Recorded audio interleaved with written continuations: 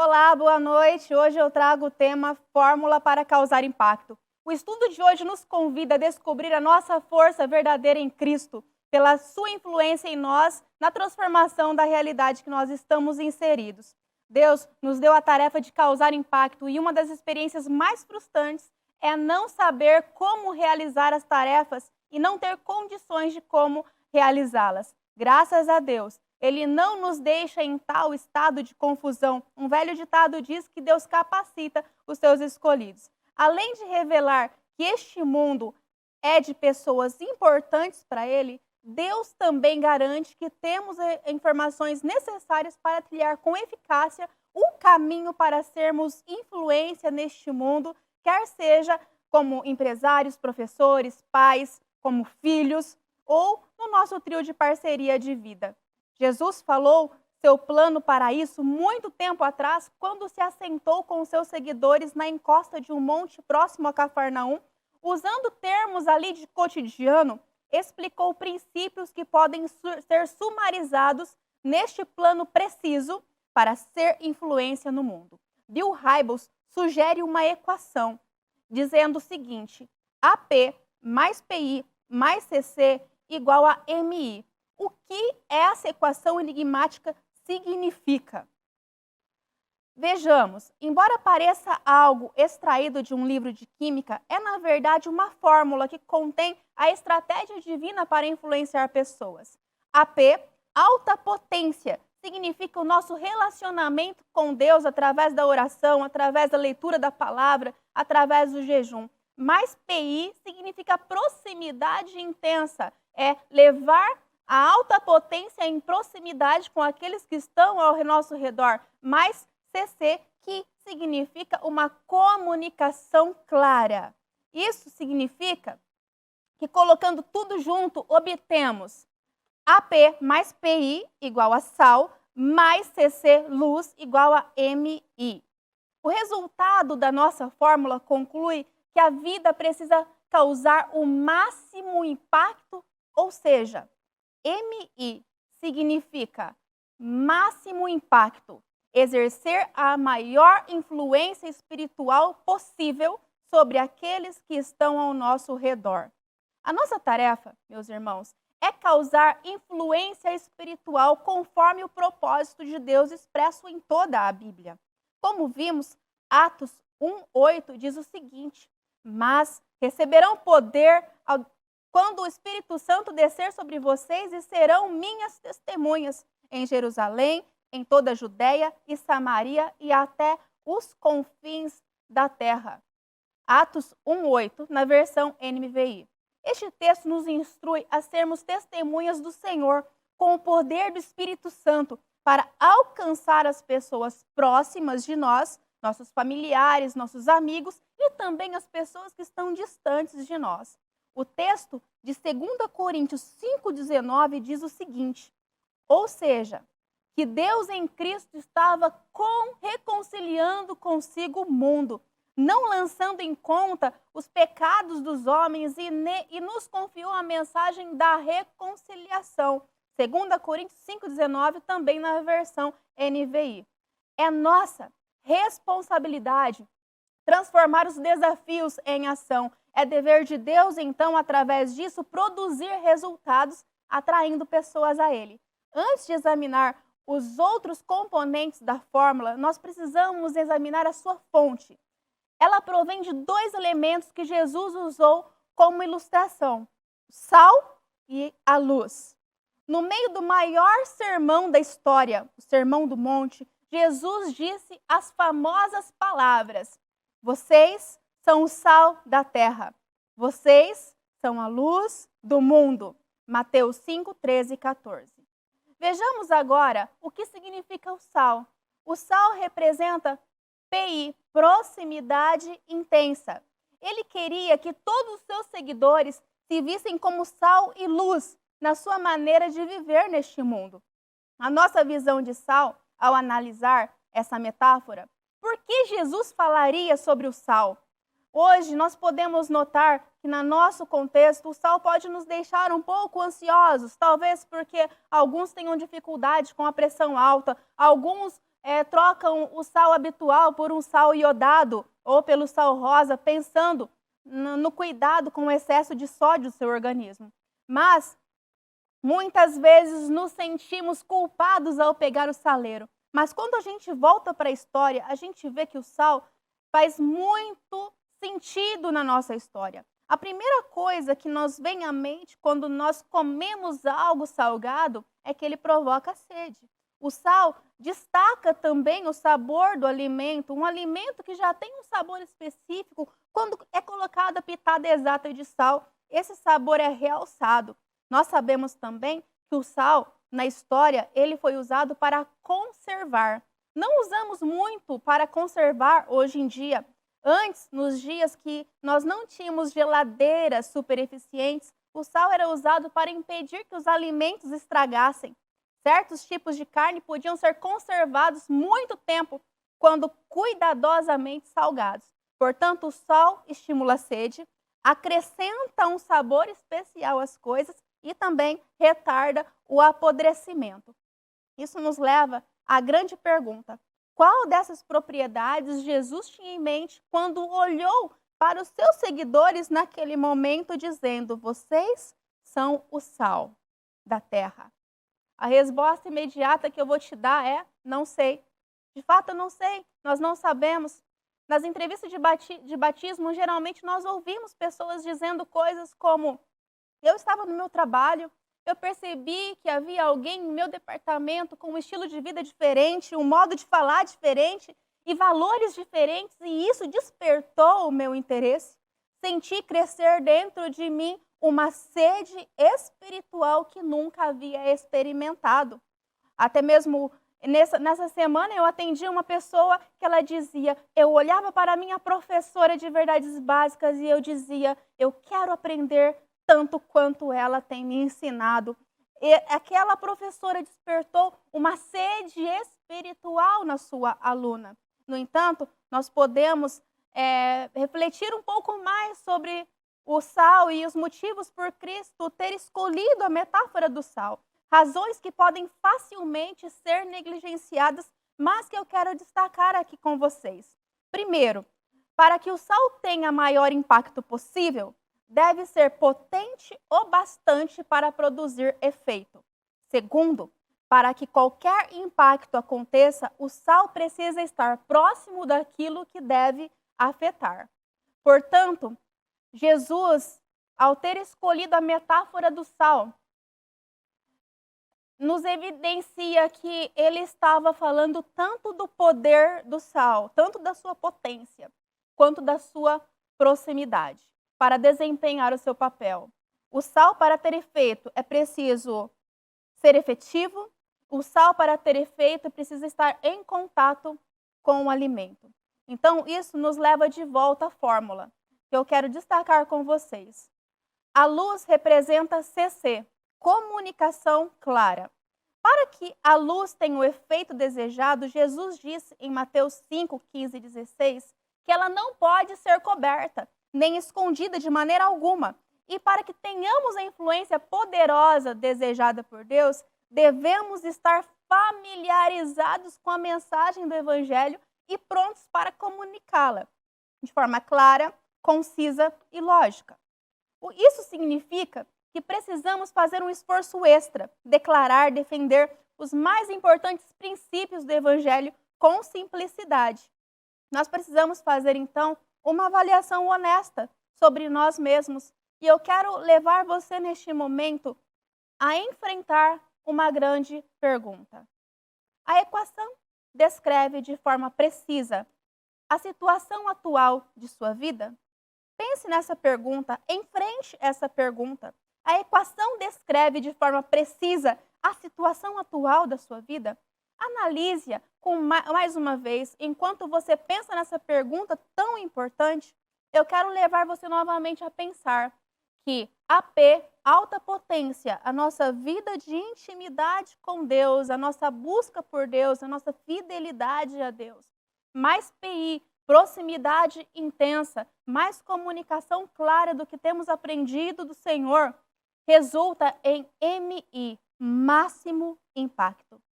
Veja, Deus quer usar as nossas vidas para causar o maior impacto possível na nossa realidade. Senhor Jesus Cristo está nos chamando para ser sal e luz.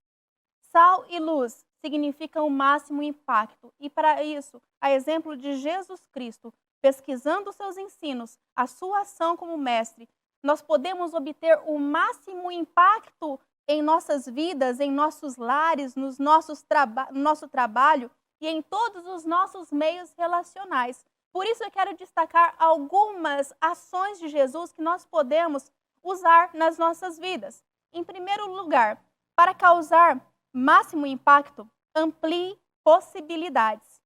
Amplie possibilidades. Invista em possibilidades futuras. Se você tem uma criança, você tem um tesouro valioso nas suas mãos. Você tem inúmeras possibilidades, você tem uma personalidade criada por Deus e pode trabalhar a fim de extrair o melhor dessa personalidade, moldando-a com os valores do próprio Deus. Você pode usar o exemplo de Jesus para obter o melhor desempenho na sua empresa, na sua escola, nos seus relacionamentos. Você pode olhar para as pessoas ao seu redor e ampliar as possibilidades que aquela pessoa tem para viver. A educação cristã é ampla e pode atingir todos os campos de ação. A exemplo de Jesus, amplie possibilidades, olhe além do que você tem enxergado. Olhando Jesus, ele olhava para longe, olhava para possibilidades futuras e não meramente para presentes qualificações. Quero te citar alguns exemplos. Por exemplo, ele viu em Simão o impulsivo, radicalista, vacilante. Ele viu nele um caráter forte, corajoso, vigoroso. Semelhantemente, viu naquele João, muito jovem e descaridoso, conhecido como filho do trovão, um caráter amoroso, compreensivo e até o chamou de discípulo amado. Jesus podia descobrir num fariseu cheio de orgulho ou numa mulher de má vida possibilidades que ninguém enxergava. O povo via em Zaqueu apenas um homem desonesto. Jesus viu nele um homem de generosidade incomum. Assim se deu também com Mateus. Todos viam nele nada mais que um desprezível coletor de impostos, mas Jesus viu nele o potencial de um escritor de um livro que viveria para sempre. Assim como um pintor, ele vê um quadro e vê naquela tela em branco a obra final, assim como um escultor vê a sua estátua pronta, observando um mármore bruto. Jesus Cristo via em cada discípulo a personalidade útil e extraordinária que seria no porvir. E por isso, trabalhava com otimismo, paciência para a realização do seu plano. A vida cristã abre a nossa mente para observar infinitas possibilidades na vida das pessoas, a quem nós desejamos abençoar, as pessoas que convivem conosco. De modo semelhante, encaramos nossa influência não como uma obra pesada, incômoda, e sim como uma gloriosa oportunidade, um meio humano mais eficiente para se criar e desenvolver. Ser influente é, na realidade, ser guardião dos portais do amanhã. Ser guardião dos portais de amanhã. Então, quando você entende esta verdade que você pode ampliar possibilidades, você está ampliando as possibilidades de um futuro melhor. E em segundo lugar, a exemplo de Jesus Cristo, em segundo lugar, para causar o máximo impacto, valorize o contato pessoal. Jesus enfatizava o contato pessoal. Em grande parte, Jesus empregou seu tempo a conversar com os indivíduos. Ele conversava com as pessoas, ele olhava nos olhos das pessoas, ou com aquele grupo de discípulos que ele estava. Mas também é uma grande verdade que Jesus lidou com multidões. Tanto que verdadeiras multidões o seguiam de Cafarnaum, de Jerusalém, de Decápolis e de outros lugares. Chegavam às vezes a 4 a 5 mil pessoas. Jesus simpatizava-se com as multidões e dirigia a palavra para as multidões, alimentava, curava. Certas vezes, sua atividade chegou mesmo a tomar um aspecto de um grande movimento popular, notadamente após certos períodos de curas e por ocasião da sua entrada triunfal em Jerusalém. Em todo o ministério público de pouco mais de 3 anos, Jesus empregou a maior parte do seu tempo com indivíduos, e isso eu quero destacar. Valorize o contato pessoal. Os fatos mais brilhantes do seu ministério se deram através de atividades juntos a indivíduos. O método de Jesus para a redenção deste mundo não foi esperar grandes oportunidades ou grandes momentos dramáticos, não. Foi utilizar oportunidade, qualquer oportunidade que se apresentasse a ele, na mais ordinária que parecesse, no lugar mais comum que parecesse, ele aproveitou as oportunidades, aproveitando os acontecimentos corriqueiros da vida, de cada dia, e daí ele tirava o que de mais proveitoso houvesse para qualquer alma necessitada. Dentre as pessoas com quem lidou pessoalmente, nós encontramos Nicodemos, Zaqueu, a mulher de Samaria, a mulher apanhada em adultério, o homem que queria receber a sua parte na herança, o jovem rico, o crítico rabino e o fidalgo de Cafarnaum. O Mestre Jesus Cristo, nós precisamos olhar para o Mestre Jesus Cristo nos dias de hoje e entender que nós somos conselheiros pessoais dos nossos filhos, dentro das nossas casas. Nós estamos guiando as pessoas para a solução dos seus problemas. E ao ensinar, ao tocar uma alma humana, ao tocar pessoas, nós precisamos conhecer as suas necessidades individuais. Nós precisamos ser eficientes. E para ter esse registro especial, nós precisamos ter contato pessoal. Nós precisamos estar informemente detalhados sobre quem é a pessoa a quem nós estamos dirigindo. Nós precisamos saber detalhes específicos da sua vida. Nós precisamos saber de informes e fatos, para que assim possamos ser efetivos no cuidado e na eficácia do nosso impacto na vida daquela pessoa. Em terceiro lugar, para causar máximo impacto, trabalhe a consciência. Jesus trabalhava a consciência dos indivíduos. Os escribas, os fariseus, os mentores profissionais da religião dos dias de Jesus intentavam desenvolver o caráter por meio de regras, por meio de preceitos minuciosos. Porém, Cristo aparece no meio deste povo, a quem a religião consiste em regras, de épocas fixas e de uma maneira de cultuar baseada em regras, e de que tais ocupavam a mente das pessoas. Jesus vem e toca a vida daquelas pessoas de uma forma diferente, que é o trabalhar de forma indutiva. Ele leva aquelas pessoas a pensar, ele leva aquelas pessoas a praticar algo que começou a ser trabalhado dentro delas e não algo que foi imposto a elas. Jesus bem conhecia que era fútil aquelas práticas exteriores e por isso ele procurou libertar o povo de uma escravidão. Fazia-se necessário, então, enfatizar positiva, dinamicamente, o lado espiritual da religião, para que o povo se sentisse suficientemente preparado para enfrentar e solucionar os problemas da vida. É isso que Jesus buscou fazer, no afã de ajudar os seus discípulos. Como a gente nota, o mestre percebeu a impropriedade das reações que eram dominantemente emotivas, porém destituídas de convicções, bastantes que elevassem a moral do povo. As decisões da vida são bastante sérias. Jesus Cristo deseja obter respostas que sejam permanentes em nossas vidas. E para obter respostas permanentes, é preciso trabalhar a nossa consciência. Nós precisamos saber o porquê estamos seguindo a Jesus, o porquê esses valores estão sendo implantados em nossas vidas. Para Jesus, não havia atalhos. Ele achava melhor não receber resposta alguma do que obter reações industrializadas ou apressadas. Por isso, Jesus sempre apelava à consciência, que nada mais é do que esse sentimento de obrigação moral de cada um. Ou seja, a sensibilidade de lidar com o bem e com o mal, de pensar sobre. Ele primou que a verdade fosse bem clara. Ele primou também de forma imperativa e constrangedora que o povo deve assim que terminava o seu ensino e saía da presença de Jesus Cristo, sentindo que deveria fazer algo mais com aquilo que eles ouviram.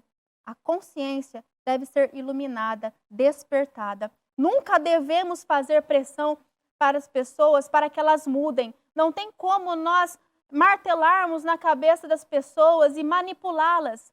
Manipulação é um sinal de incredulidade. Nós temos um Deus todo-poderoso que sabe como trabalhar a consciência das pessoas e é nele que nós confiamos. O nosso papel é influenciar positivamente. Deus, ele efetua a obra completa.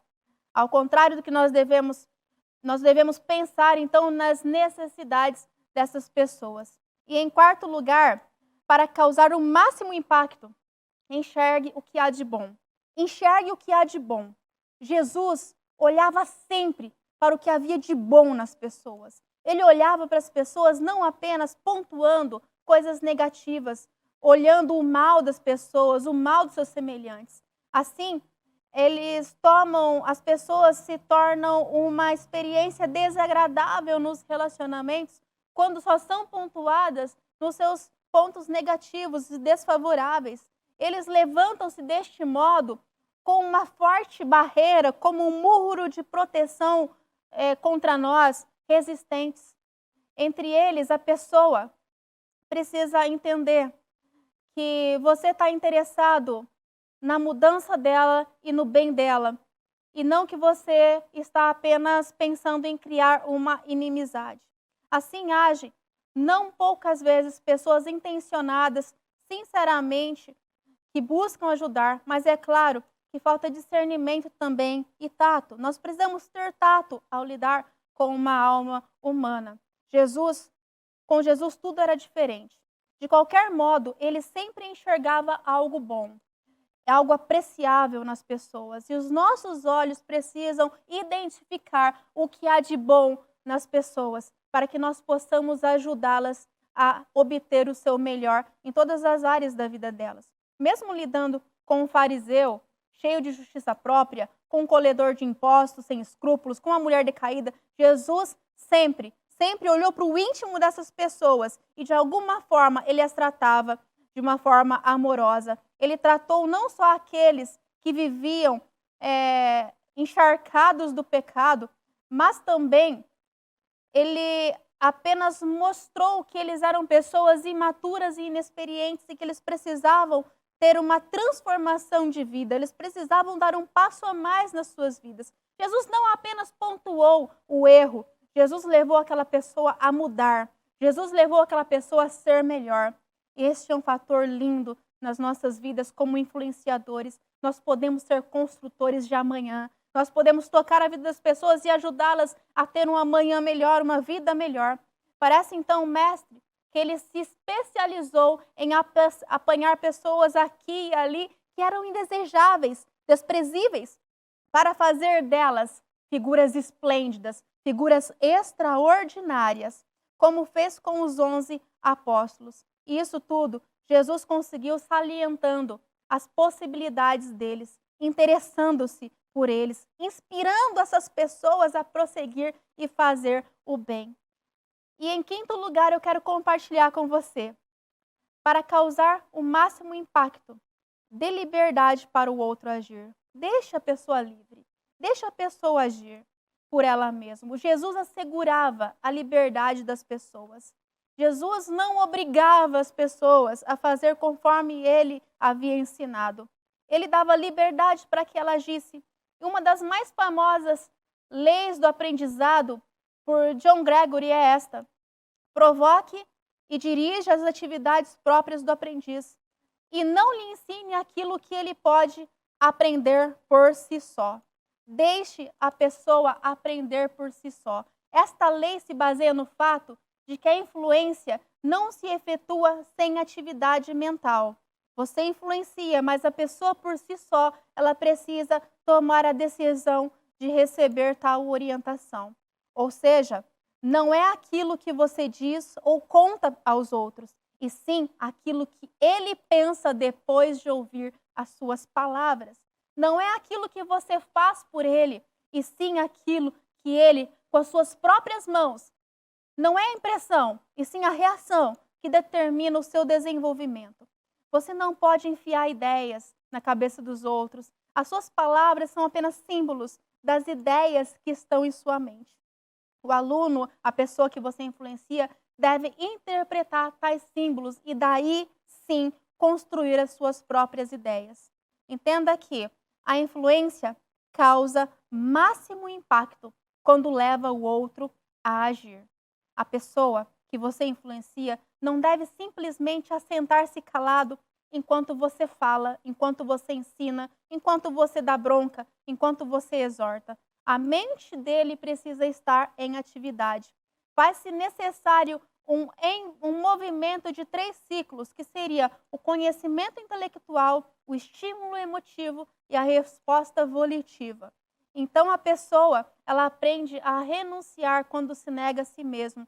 Ela só toma consciência da alegria de dar quando dá desinteressadamente e pelo prazer de dar, pelo prazer de mudar. Então, este princípio do Mestre, esse princípio de Jesus, nos mostra que ele conhecia perfeitamente e empregou perfeitamente, longe de querer oferecer soluções conseguidas de pronto. Jesus dirigia o povo, deixando com que seus próprios recursos obtivessem a resposta. Ele certamente estava salientando este princípio quando disse o seguinte: se alguém quiser fazer a vontade de Deus, há de saber. Em João 7,17. Entenda que quando é construída uma casa sobre areia, fala-se mais sobre o ouvir, o responder e ao construir sobre a rocha. O ponto principal da parábola dos talentos é aquele que nos chama a atenção para o homem que usa e desenvolve seus poderes, concluindo que quem faz assim acaba perdendo. Na parábola sobre os solos, Jesus nos ensina que o que importa é a resposta à sementeira. Então, deixou que os seus discípulos batizassem por ele, enviou-os, ele, bem como levou essas pessoas a fazerem missões, a efetuarem curas em seu nome. Jesus fez com que os discípulos distribuíssem os pães, os peixes, alimentou 5.000. E também lhes pediu que tirassem a pedra posta na entrada do túmulo de Lázaro. O cego deveria lavar os olhos no tanque de Siloé antes de receber a vista. E o moço rico vender tudo e dar aos pobres para estar em habilidade para possuir a vida eterna. Entre as atividades mencionadas encontramos estas: levantar, vir, seguir, ir, lavar, fazer, vigiar, oferecer, pregar, ensinar, fazer discípulos, dar de comer. O Evangelho de Jesus é pensamento e é ação. Então, para causar maior impacto na vida das pessoas, na realidade que nós estamos inseridos, nós precisamos envolvê-las a fim de que elas possam ter um futuro melhor. Eu quero orar com você. Senhor Jesus, eu te agradeço pela oportunidade que o Senhor confiou a nós. Eu te agradeço, Pai, porque o Senhor nos chamou para causar impacto na nossa realidade, para ser influência no mundo, porque o Senhor nos usa. E eu peço, Senhor, que a seu exemplo nós possamos ser efetivos em tudo que nós fizermos. No nome de Jesus. No nome de Jesus. Eu convido você a baixar umas perguntas que eu deixei aqui no link abaixo deste estudo. Eu quero incentivar você a utilizar essas perguntas para fomentar aí no seu grupo de relacionamentos na sua casa sobre uma conversa espiritual. Eu quero motivar você a conversar sobre coisas espirituais, por isso eu deixo essa tarefa para você e amanhã eu te espero no estudo bíblico, o impacto de ser autêntico. Deus te abençoe.